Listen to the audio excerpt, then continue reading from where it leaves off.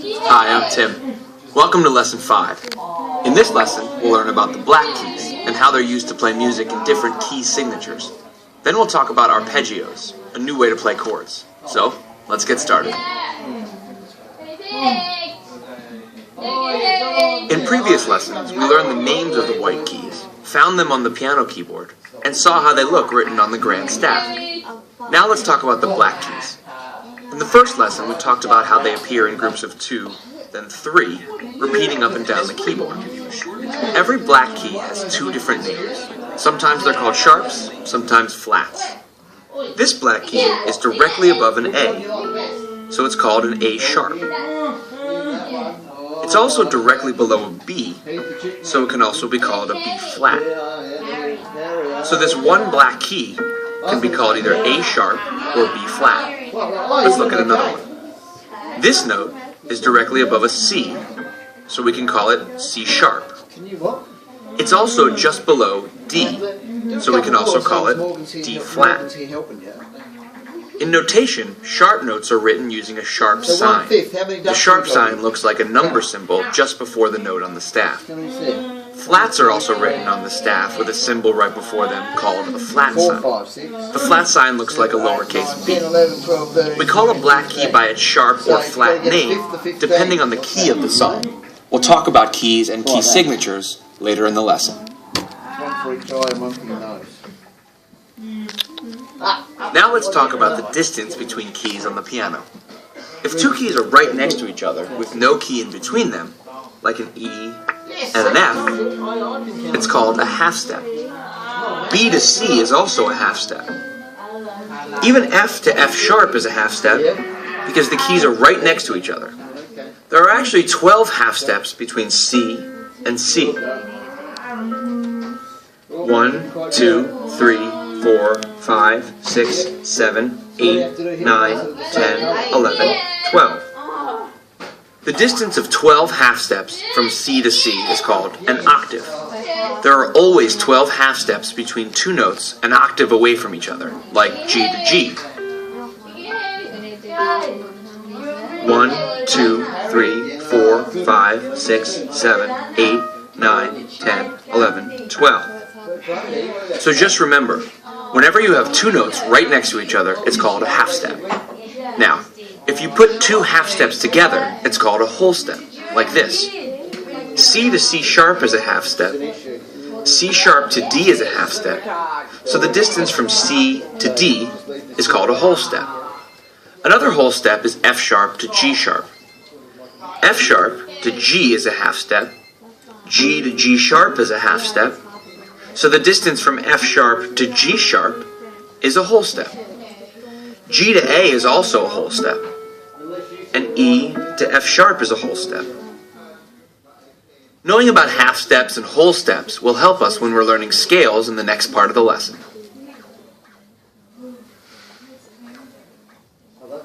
If we play all the white keys in the octave from C to C, like this,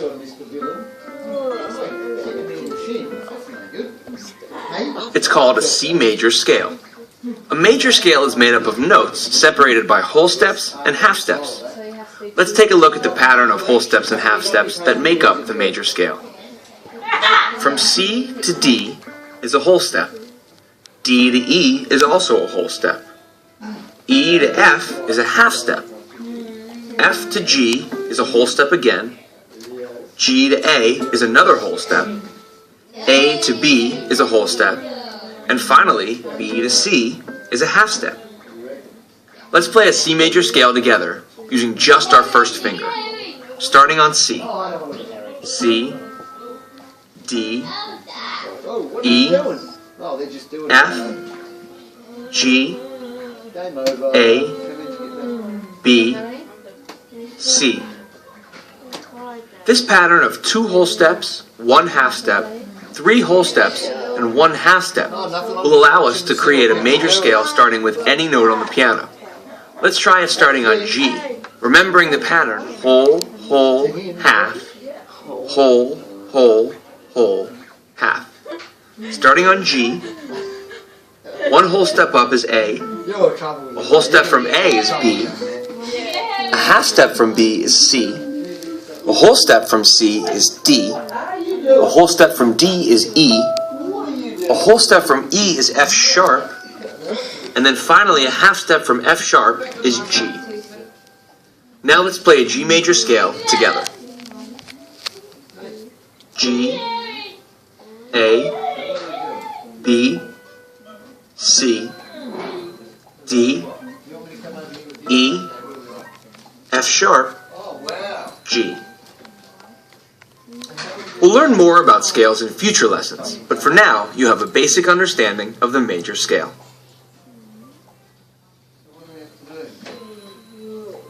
All the songs we've played so far have used just white keys, but eventually we'll play songs that use some black keys too. If we play a song that uses a black key over and over, like an F sharp for instance, we would have to write the sharp sign with every F that shows up in the music.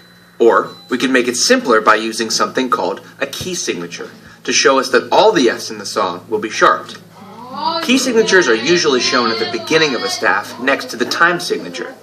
Sometimes you'll see key signatures with sharps, but you'll also see key signatures that use flats. For example, here's a key signature with a B flat and an E flat. So whenever you see a B or E in the notation, you will know to play these as B flat and E flat. We won't get much deeper into key signatures in these lessons, but just remember to always look at the key signature at the beginning of the staff before you start playing a song, so you know if any of the notes are sharp or flat. Let's learn a new way to play chords called an arpeggio.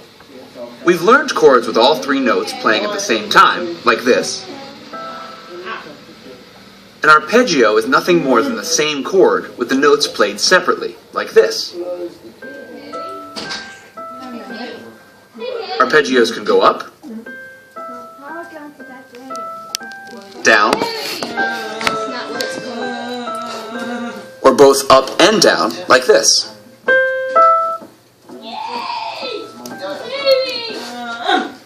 Let's play an arpeggio with our right hand on the C chord using our thumb, our third finger, then the fifth finger, then third finger again. Play along with me. 1, 2, 3, 4.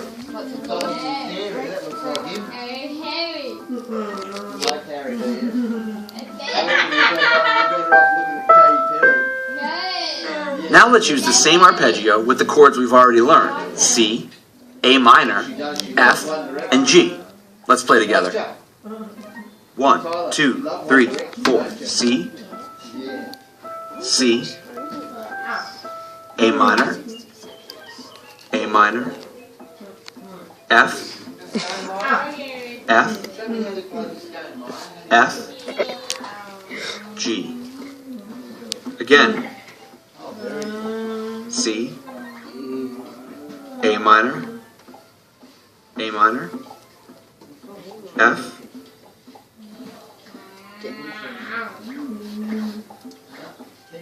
G. This time hold down the sustain pedal and play the same thing. Try to lift the pedal when you change to each new chord, and then press it down again when you start the next chord. Play along with me. 1, 2, 3, 4, C.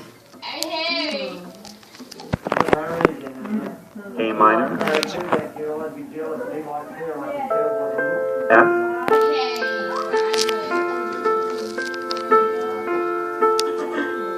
G. Again, C, A minor, F,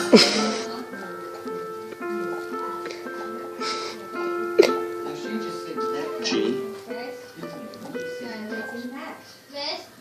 Using the sustain pedal like this lets notes of an arpeggio blend together, but it stops them from overlapping when you change between chords.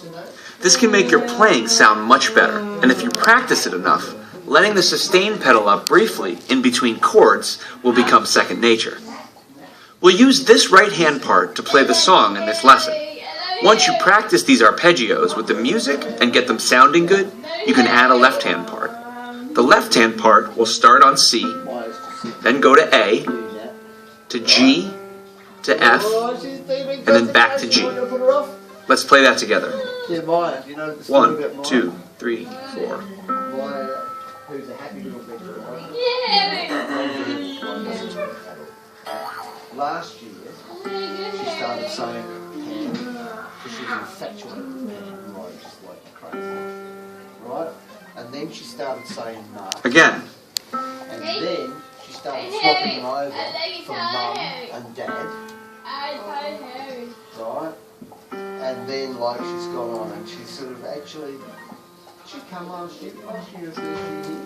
I think it was last year was the first year, I think. I'm not sure, but she's starting to get to... Now let's try putting both the left and right hands together. 1, 2, 3, 4. And she's starting to say words. Like she just told me I should get married.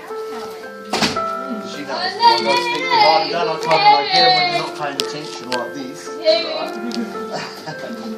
Because I just tease her. She told me she grabs this and she gets it, puts it on my hand and says that. Didn't you? Yes, she did. So for me, like, she's just making, like, considering where she's at, that's, like, huge things. She'd actually get a speech out here at work there to, try and get her to communicate English. If you can't play both hands together, first make sure you're comfortable with the parts for each hand individually. Then use the speed slider to slow down the tempo. You can play this part at any octave on the piano. In the Play Songs section, I start with the part at a higher octave, then move it lower later in the song. Try it in different octaves and play what you think sounds best. When you're ready, move on to the next lesson. We'll learn some more rhythms and a few new chords. Have fun!